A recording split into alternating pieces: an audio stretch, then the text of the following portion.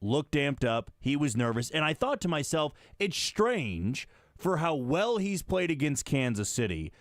This being the fourth time he's gone up against the Chiefs. In the previous two out of the three, they had been at Arrowhead Stadium. He had the ball in the final minute before a 2-minute drill, drove down there and scored with 13 seconds left. So I can't say that first drive was the most nervous he's ever been, but were you surprised how amped up he was and how much of that was mental and just pressure of knowing I have to get this one for my own legacy and for my franchise's legacy? Well, I think when you judge these quarterbacks on their seasons, so much of it is what was the playoff performance. And I think to an extent that's a little bit unfair, but then the other side of it is, well, in America you're judged on what you do in the postseason.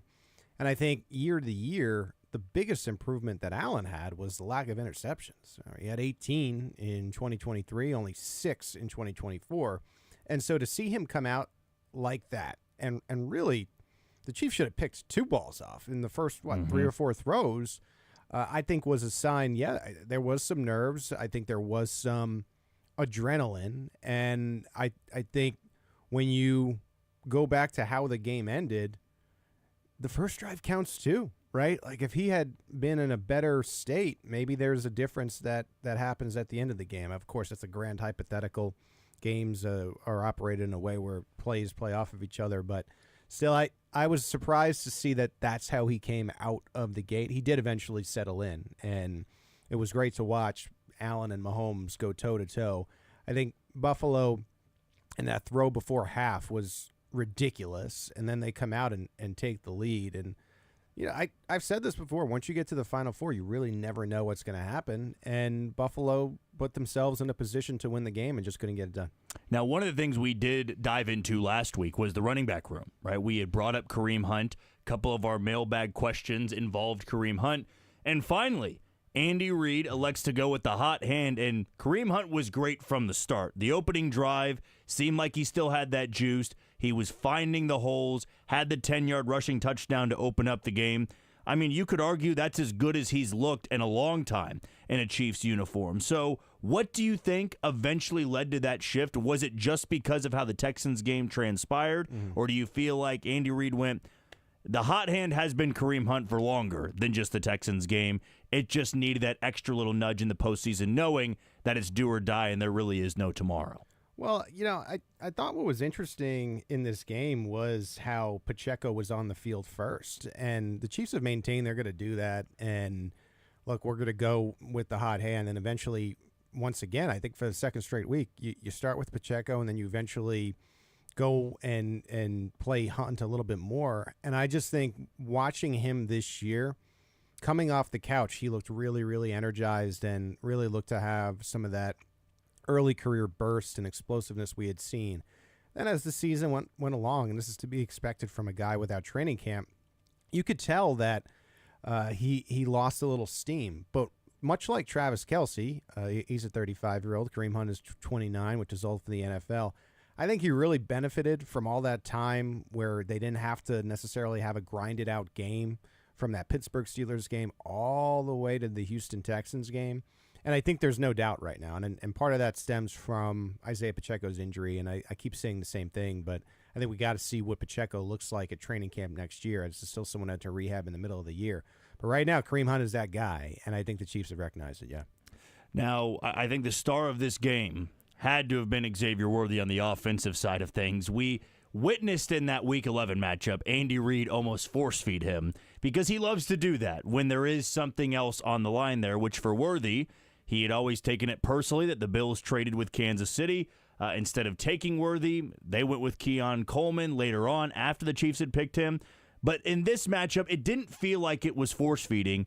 It just felt like all of this work all season long had kind of led to this point. And like Rashee Rice, he had this transformation, if you will, where early on there might be some hiccups, there might be some struggles. He and Patrick Mahomes are on the same page. But I think you'd be hard-pressed to find a better all-around performance from Worthy this season than what you saw on Sunday night. Yeah, we got to Friday before the AFC title game, and there's a lot of podium guys. You guys were probably following along last week where they did Wednesday, Thursday, Friday. More podium guys than usual. it's tough to go to the locker room because the locker room's on the other side of the campus, and so I pretty much stayed at the podium all week. And so we got finally a chance to talk to Worthy on Friday. And one of the questions I had for him, of course, was, well, yeah, like the Bills traded out of that pick with the Chiefs. And I'll be honest with you, as someone who has covered the NFL and the Chiefs for 10 years here, that's a scenario where the player usually goes to you, yeah, it's just another game. I'm focused on the playoffs. I'm focused on my team. And refreshingly enough, Xavier Worthy was like, screw the Bills. He didn't say that exactly, but he essentially said, yeah, this is the team that traded me. Of course I have a chip on my shoulder. Of course this game means more. And I'm like, thank you, God, that someone's finally admitting ahead of the game that this game matters a little bit more. And he played like it. I know that nugget from Worthy went, I would say, mini viral, especially in Chiefs and Bills circles. And I think a lot of Bills fans were writing back to that, well, we'll see what he can do. It's probably going to be 10 yards. I mean, he led the Chiefs in receiving. And for the second straight year, a rookie has really become probably the most important part of this final run to get back into the Super Bowl. And it doesn't seem like the lights are too bright. And so it's good for the right now. I think you really feel confident about Worthy even heading into this game with the Eagles. But when you think about the long term, this is a player that they have under contract for 4 years, and they could also have the 5th-year option. Such an advantage to have a pseudo number one wide receiver in the mix. And then you think about it, like for next year, I know we're going to talk about the Super Bowl, but you get Rice back. So you have Rice and Worthy. Maybe you do get Brown back, right? Maybe Travis Kelce plays another year. So even past this game, I just feel like the Chiefs have really a lot of weapons in place. The key next year, of course, will be just keeping all these guys healthy. You also have another game where officials were a talking point, Pete. Everybody's I know that favorite topic around the country here. Certainly. And I think you just be naive at this point to think that any game is going to be perfectly fine, perfectly clean, and there's not going to be social media going crazy about some call in the game. But, I don't want to spend too much time on the Worthy catch or no catch, because what everybody seemed to forget is there was also a hold earlier on that on Travis Kelce. I think it was DeMar Hamlin that was on him. So 5 extra yards and a first down. Yep. I know Worthy picked up about 15 to 20 more, but I also saw a good point of if it was incomplete, right, or it was picked off and then you take the penalty and it's a first down, there's a chance that the Bills don't get the ball back before the end of halftime, where they eventually went down and scored on that pass to Mac Hollins. So I don't want to spend too much time on that. The focus of our official talk, really, I feel like for this opening segment, the only time I'll bring it up in this opening segment, was the tush push that did not work out. There was a scrum. There was actually 3 failed tush pushes, or quarterback sneaks, whatever you want to call them, from Josh Allen and the Bills. Mm-hmm. But this one is what everybody remembers, because for maybe the first initial look, it appeared he got it. The spot was not there. One official was past the first down marker. One was in front of it. The one that was closer had a better angle, had it marked short. They went back and reviewed it. And as we know with quarterback sneaks, it's almost impossible to move the spot unless there is definitive evidence, which there was not. We saw Allen's body maybe past the marker, but we did not see where the ball was. The ball was in the middle, and the call stood, and that's what happened. Maybe that's the shift in the game and why Buffalo fans or other NFL fans can't get over it, because the Chiefs immediately responded with a touchdown. But what did you make of that moment? You were there. From your angle, I know you're all the way up, but you probably had the binoculars on. Did you feel like in any angle you saw, any replay, that he actually did get the line of gain? Or is that one where you go, look, you risked it on a quarterback sneak. If you're ruled short, you really got nobody to blame but yourself. Yeah, I have comments about both of these plays. So just briefly, like you did, on the first one, the fact that they called it the catch ended up being a 6-point swing, because the Bills don't score, and the Chiefs probably score a touchdown anyway, and there's no time left on the clock, and maybe it's a blowout in the AFC title game. So that's dumb to begin with, just considering the defensive holding. So you're right on about that. And then with this one, I think what is bothering me is just the fact that it is being looked at by certainly Bills fans and fans of other teams that are really sick of the Chiefs, and even by extension, some NFL names and analysts out there who really, I think, have a lot of credibility, which is surprising. I look at that play, and I can buy that it's 50-50. But this idea that it is so definitive that Josh Allen was over the line. I just don't see it. Now, I see the angles where you could say, yes, he was over the line, but I've also seen angles that would say, no, he wasn't. And when that is the case, you have to go with the call in the field.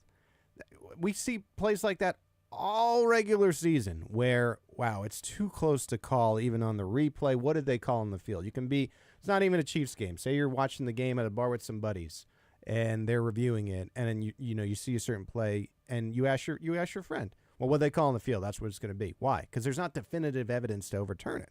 So what I think muddles this play is two officials had two different spots, but of course the spot goes down to that lower judge, and it had to be what they called on the field because somehow Josh Allen had tucked the football like inside his jersey seemingly, so you couldn't really tell with 100%, and we know that for calls to be overturned, they have to be without a doubt definitive, conclusive evidence that they have to be. This was not the case, and so for everyone to be up in arms about it, I think is so silly. And then when you look at the rest of the game, and I put this out on X myself, but you had so many things that happened in favor of the Chiefs throughout the game. I highlighted Mahomes outgains Allen on the ground, 43-39, including 2 rushing touchdowns that they needed to have. The Bills couldn't stop that. In this game, the Bills were 9 of 20 on 3rd and 4th down. That's 45%. In the first game, they were 10 of 17 for 59%. That made a significant difference. Also, we already pointed it out, but the Bills allowed 30-plus points to the lousy Chiefs offense that could only do that twice this year against the Buccaneers and the Panthers. And then finally, Steve Spagnuolo was able to force 16 pressures of Josh Allen, and he was 4 of 13 on those plays. And aside from all of that, here's the most important thought. Throw out all of the referee comments back and forth. Was it a penalty? Was it not a penalty? Is the NFL fixing it for the Chiefs? Whatever.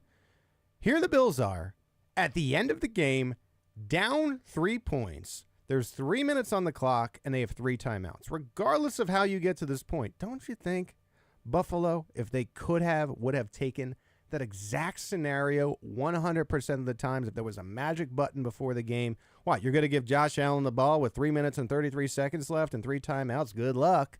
They're taking that every time, and they could not score the touchdown. So I think the whole official thing is so overblown. It's so tiresome. I think it is also, and maybe not in Kansas City, but maybe around the country a little bit more to the NFL watching world. I think it's adding a bad taste and almost like a tainting of the NFL playoffs. And it's such a loser mentality. I'm just so sick of hearing about the officials. And I think it makes you, especially if you're a Chiefs fan, you want to see the Chiefs not only win the Super Bowl against the Eagles, but go do what the Eagles did to the Commanders. Make it no doubt and shut everybody up.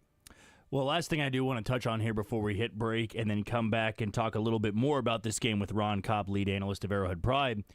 We can go over the worthy catch. We can go over getting stuffed on 4th down or the controversial spot. What we can't deny, what nobody can deny, is Josh Allen had the football with 3:33 to go, all 3 timeouts needing just a field goal to send it to overtime, right? Yeah. You go over those points. And Josh Allen, who's going to be a Hall of Famer, who is right behind Patrick Mahomes, maybe tied with Lamar Jackson for the second best quarterback in football, I don't know if I can have any sympathy for having a bad call go against you at some point, but yet you have the ball with the chance to either tie or go win the game, and you gain 17 yards on 6 plays. Like, that's what I feel like a lot of people are not acknowledging. Yeah, there was the Hail Mary throw to Dalton Kincaid, and he's diving, and I don't think anybody should put blame on Dalton Kincaid. He's running all the way to his left, then has to come back and dive. That would have been an unbelievable catch if it got done. It was more credit, as you said, to Spags dialing up the blitz at that point in time. But I just don't know, Pete, how I could have sympathy for any quarterback if you've got everything at your disposal. It's not like they were out of timeouts and had to run a hurry-up offense. They could have run the football a little bit with James Cook, who was getting chunk yardage in the second half, but yet nothing really happened other than an 11, 12-yard scramble from Josh Allen. So is that what a lot more people should be looking at is, hey, bad call, terrible calls all game long. The reality is you had a chance to win the game or tie it, and you did not do anything with it. Well, Josh Allen, look, he's a jolly good fellow, right? And I would say this about him. he handled it well after the press conference. If you look at the week before with the Houston Texans, all they did, all in the post-game press, is blame the officials. And for me, for Josh Allen to go to the presser and essentially say, look, we had an opportunity. We couldn't get it done. To be the champs, you got to beat the champs. Shout out to Ric Flair. And to not complain about the refs. And for Sean McDermott to have a similar sentiment, I thought spoke volumes. And then you have all these reviews. We talked about it on with Seren before on the program. And I think a lot of people are saying, well, you should have thrown it to Shakir. And it's like, well, what time, man? Steve Spagnuolo showed a look where they were bringing pressure one way for the entire game, showed the same look, and brought pressure from the other way. So in 3 or 4 seconds, Josh Allen has to completely turn it. He gave them a chance. I think he did all he could on that final play to actually get it into Dalton Kincaid's sure hands, we heard from the NFL draft analyst, by the way. So as the NFL draft is coming up, remember that. But, look, he gave the team a chance. It didn't work out. And kudos to Patrick Mahomes for getting the go-ahead field goal and putting his team in a position to do that. And then kudos to Steve Spagnuolo. I think we're always crediting Andy and Mahomes and what the offense can do. But this was a nice reminder that it is a team, and that the Chiefs are in this position to do something nobody has done because of that defense as well. Good stuff from Pete here in the first segment. Again, Chiefs and Bills, lots to cover with that. Also, we'll be looking ahead to the Chiefs and the Eagles in the Super Bowl. Kansas City still has that three-peat opportunity alive. We'll hit our first break. When we come back, Ron Kopp, lead analyst of Arrowhead Pride. He'll join us on Sports Radio 810 WHB.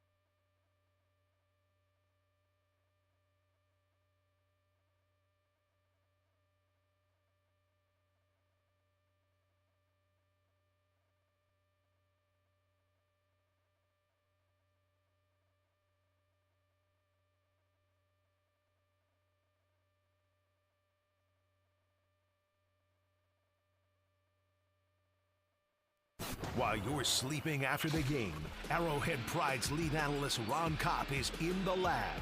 Now he joins Arrowhead Pride Radio.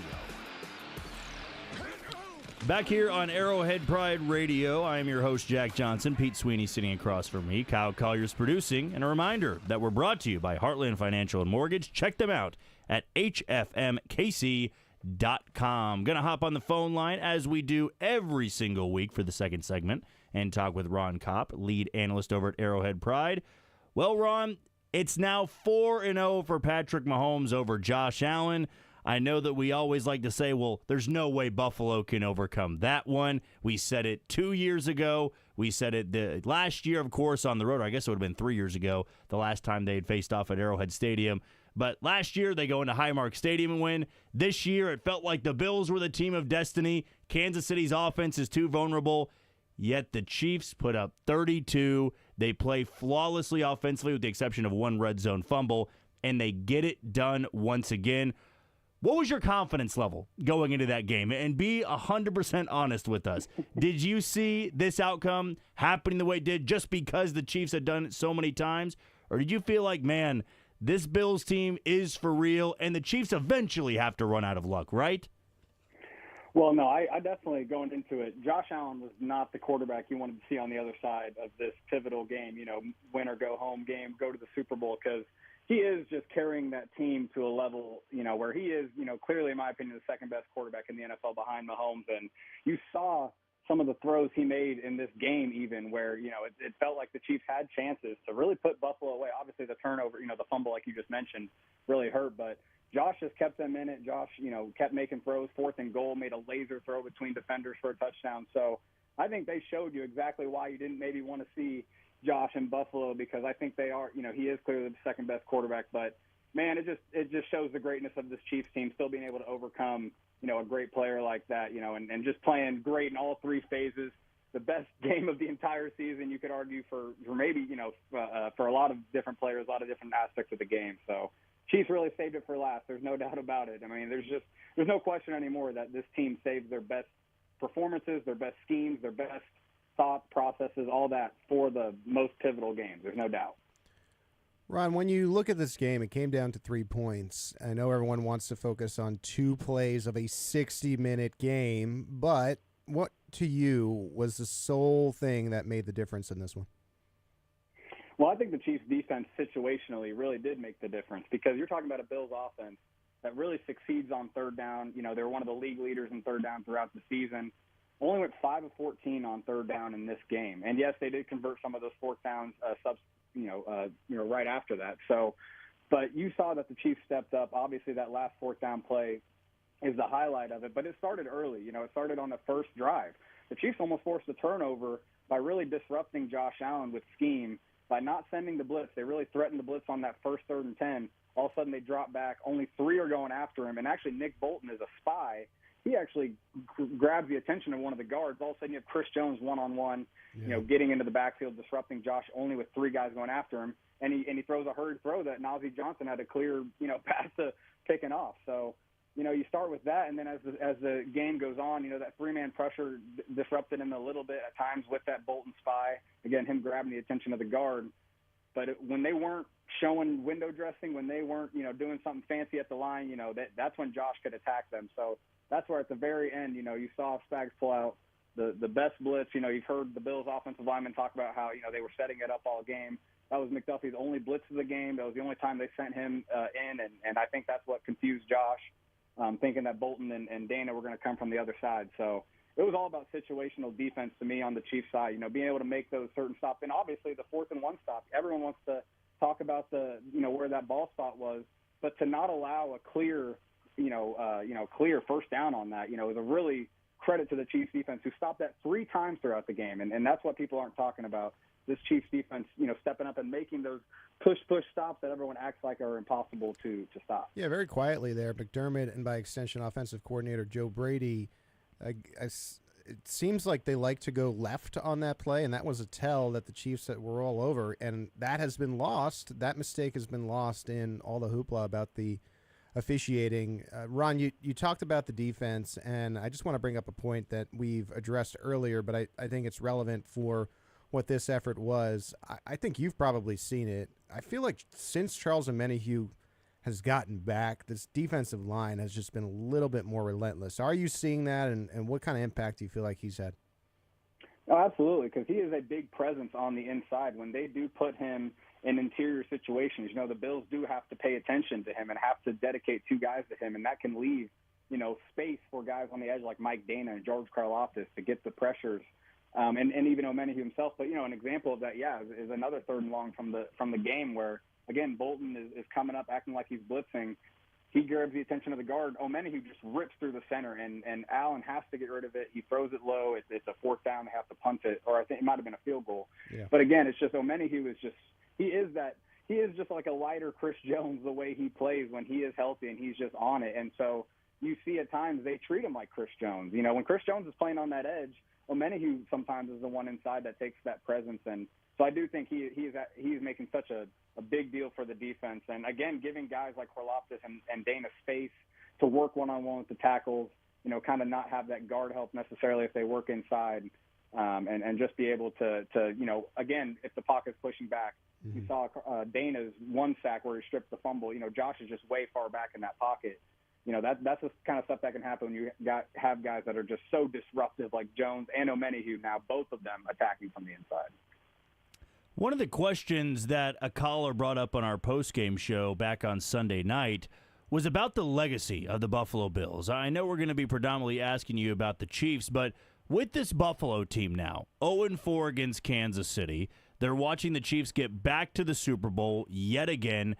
How would you define this era of Josh Allen? I know there's a ways to go, and he's still going to be a betting favorite to win MVPs, to get back to get to a Super Bowl. But how would you define it so far? Are they just in the hall of really good, a team that can't get over the hump? Are they forever cursed? How would you view Buffalo after the game on Sunday night?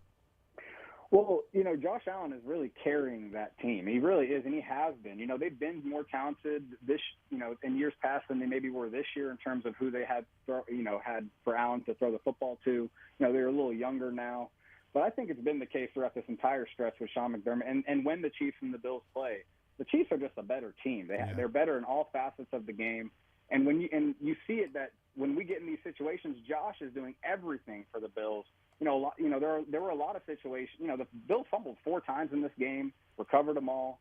But Josh wasn't. Josh fumbled one of them. He actually fumbled 2 of them, I guess I should say. But there were a couple other fumbles. The special teams allowing some of those, big returns. We've seen that in this. You go back to the 13-second game. Just the game management of allowing the Chiefs to get to a field goal.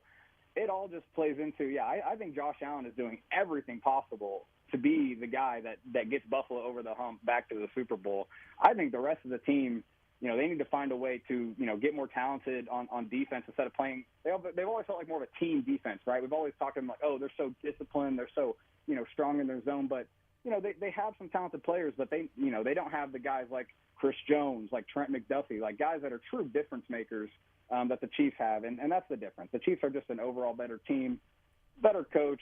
And Josh Allen is no fault in these 0-4. And really, I don't think he does. I think he has done everything possible. You think about last year, the Stephon Diggs drop. You think about this year, Dalton Kincaid had a chance to catch that, and that would have been an all-time moment in Buffalo, all-time play for him.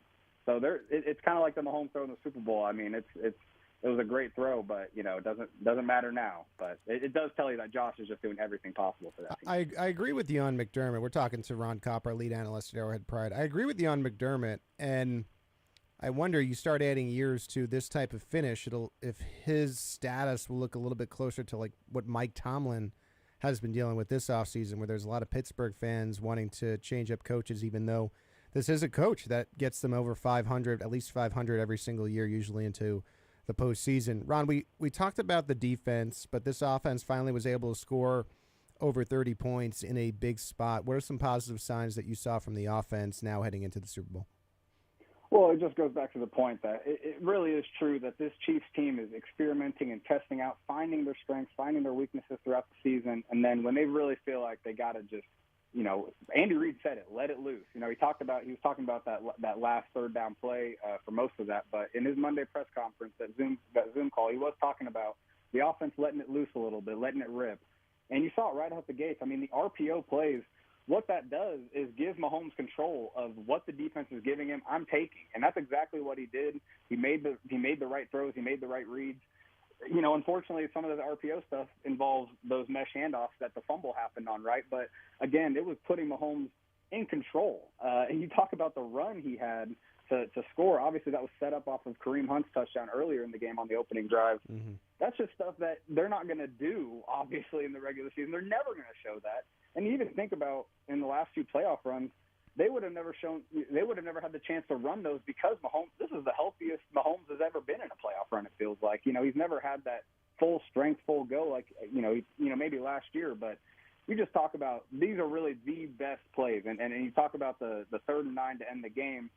You know, that play, it's not something they've never shown. It's actually a pretty common play for a do-or-die situation for Andy Reid. You've seen them run it in the Super Bowl to Damian Williams.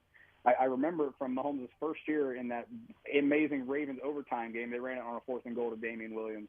It's that leak route where, it's just if you get man coverage, it is just impossible to cover, honestly, for that linebacker. And it's just the Chiefs don't show it until they absolutely have to, do or die, and that was it. So I think it just really tells you that Mahomes, Andy Reid, all of them combined, I mean, you get the best of them in the do or die moments. And this was do or die for sure, especially, down the second half of this game. What's your initial thought on this Super Bowl matchup with Philadelphia, a rematch of an Eagles team that last time out didn't have Saquon Barkley, the MVP of that team, and who knows, maybe the MVP of the league this year. He was phenomenal in all 3 postseason games, but the Chiefs have had success in slowing down the run. So I know we're still, more than a week and a half out, but how are you viewing this initial matchup between Kansas City and Philadelphia? No, this matchup is going to be awesome. It's a great matchup, both sides of the ball. But when you talk about specifically that Eagles offense, their offensive line is just so strong, so dominant. They have so many big guys. They can afford to really play light, play kind of light personnel and still run the ball with Saquon, still have that read option ability with Jalen Hurts. And so they're going to force the Chiefs to defend the run with light boxes. A team like the Bills, they were bringing in that 6th offensive lineman, kind of almost allowing the Chiefs to play in those 3 linebacker sets and get Leo Chenal on the field and allow him to help stuff the run, even though James Cook did get, loose a few times. Saquon Barkley is a whole different animal, and especially with the threats the Eagles have on the outside, I think the Chiefs are going to commit to, stopping Saquon and force Jalen Hurts to make those throws. He did in that last Super Bowl. There's no doubt about it. There wasn't a throw he didn't make in that last Super Bowl, and they really did push the Chiefs to the wire.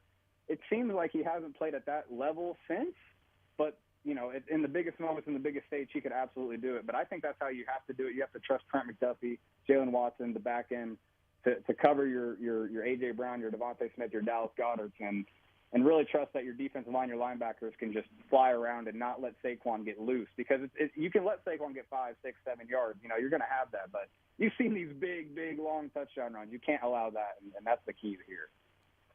Well, Ron, appreciate your time as always, and you have a good rest of your week.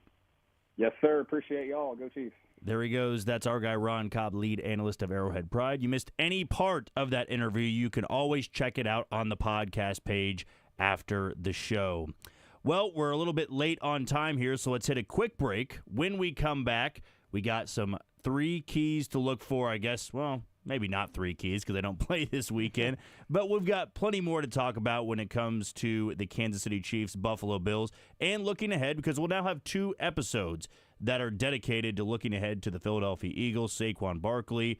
I'm sure we'll be talking a lot about the tush push as well. The Chiefs had success against Buffalo, but you've got the 3 things to watch, some gripes about the AFC Championship game, and then we've got those mailbag questions, Pete, that we have every single time to close out the show. Look for Pete's tweet. If you want to get a question in last minute, that would be the best way to do it, but he always puts it out there before the show, so get your questions in, especially for next week as well, as that'll be, I guess, our last show that we're doing here for the season, Pete. But Todd says jump, and I say how high? How high? There do we you go. Want me to jump, Todd. I'll do it for you. How high can we jump? Well, for now, let's take a quick break. When we come back, 3 things about that AFC title game and also those mailbag questions. That's coming up on Arrowhead Pride Radio on Sports Radio 810 WHB.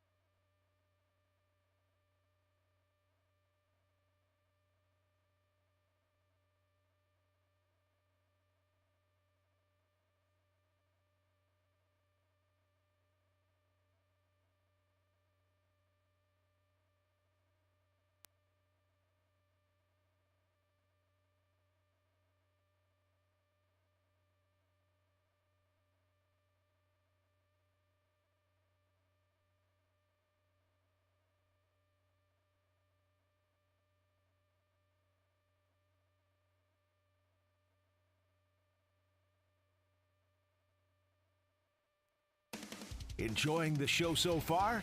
Now it's time to get you involved. Text in your comments or questions to 913-912-4810, and we'll read and talk about it right now. Back here on Arrowhead Pride Radio, which is brought to you by Heartland Financial and Mortgage. Check them out at hfmkc.com. I'm your host, Jack Johnson. Pete Sweeney sitting across from me. Kyle Collier is producing. And for our third and final segment, you listen to us long enough, you know exactly what's coming. Though, this is probably more comparable to the bye week that we had a long time ago, with 3 things to watch. Typically, if you're a new listener, it's about looking ahead to the next game. Well, we'll go a little bit deeper into that next week when we are gearing up for the Super Bowl. But this one should be pretty fun, too, because we're going to talk a little bit about the AFC title game and do a long look ahead into the Super Bowl. But first things first here, Pete, with these 3 things to watch, a gripe about the AFC Championship game. Well, you could go about it in a couple different ways, but I'll open up the floor to you. What's something that really stuck with you in that AFC title game? Yeah, this is a great time in Kansas City, so you don't want to be negative coming out of a win like that because it was awesome. But I think what has been on my mind is this tendency the Chiefs have had in these playoffs to start. We talked a little bit about it at the beginning, but to start Isaiah Pacheco and on the defensive side to be starting Najee Johnson. Now, you look at the game book after the game is over, and it makes sense in the end. Jalen Watson has more snaps, and Kareem Hunt ends up having more snaps and more carries. But I think from what we have seen, the better player is not starting the game. And I had a conversation with Seren earlier, and I think he's right, and we were in agreement on it. The Chiefs and the Eagles are built differently from a vibe standpoint and really, I think, a leadership standpoint. I think that's abundantly clear. Andy Reid is the guy you want leading you above emotional, whiny Nick Sirianni. So entering this game against the Eagles in the Super Bowl, I think the first points are going to be very, very important. I think if you look at the 2 teams, let's assume one of them can have a 14-0 lead. I think the Chiefs would be fine. They seemingly come back in every Super Bowl. Now, if the Chiefs were able to put that on the Eagles, would A.J. Brown start yelling around on the sidelines? Would he read his book? Would someone yell at Jalen Hurts? Would Jalen Hurts yell at Nick Sirianni? Would they sort of implode there? And you think back to, okay, so why is Najee Johnson starting if he seems to be targeted by opposing quarterbacks and Jalen Watson gets in the game and settles in? Why are they going with Isaiah Pacheco, who to me still looks impacted by his injury when Kareem Hunt has all this explosiveness? So, look, it's amazing. The Chiefs are amazing. I don't mean to question 2 of the best coaches of all time, but I don't understand those lineup decisions right now. You know, it's so tough to say, at this point in time, if they were into a 14-0 hole, how Philadelphia would still try to attack Kansas City. I think we'd have a good idea, right? Yeah. Saquon Barkley is going to get... I think he would still be involved. He's still involved, but probably even more so when you talk about having a 2-score lead. And if the Chiefs can't stop him, right, well, then the Chiefs are going to be, out of luck at that point. Because if Saquon Barkley's getting 5-6 yards a carry, they're not going to touch the ball enough times to be able to overcome that type of deficit. So leads us into this next point, which I know we'll do a deeper dive next week. Yeah. But with Saquon Barkley, maybe how or can the Chiefs even slow him down? Because he may just be one of those guys, Pete, like C-Mac was in the Super Bowl last year, where you go, look, he's this good, he's going to get his. Right? It's more so about making sure it's not an absurd total, right? Saquon going for 230 or 240. Yeah. But is there any way you can slow him down enough where maybe he doesn't have over 100 yards in this game? Well, I think this was the most alarming thing coming out of the AFC title game heading into the Super Bowl is the third quarter on, man, for a little while there was the James Cook show.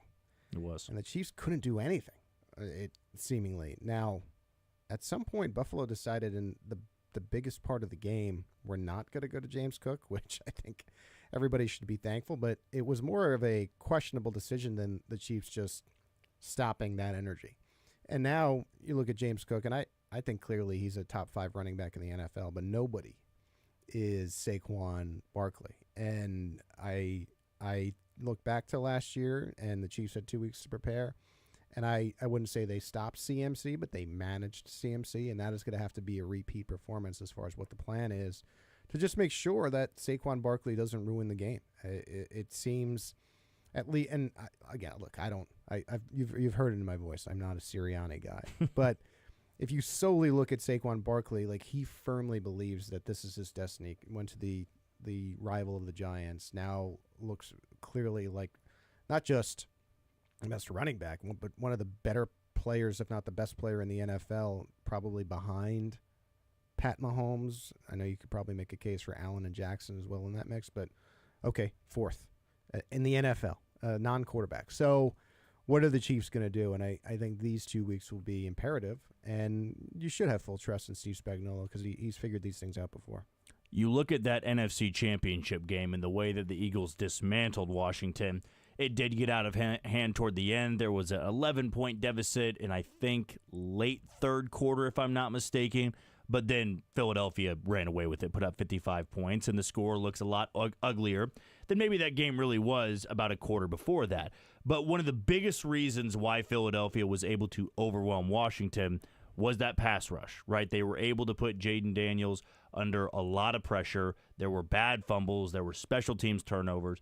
It was a night and day difference compared to how Washington played against Detroit to how they looked against Philadelphia. But looking at the Chiefs' offense, they got an incredible pass block grade from Joe Thuney at left tackle. Mike Caliendo, other than getting basically levitated by Jordan Phillips on that final drive they had offensively, or the second to last drive, it was a good night for the offensive line.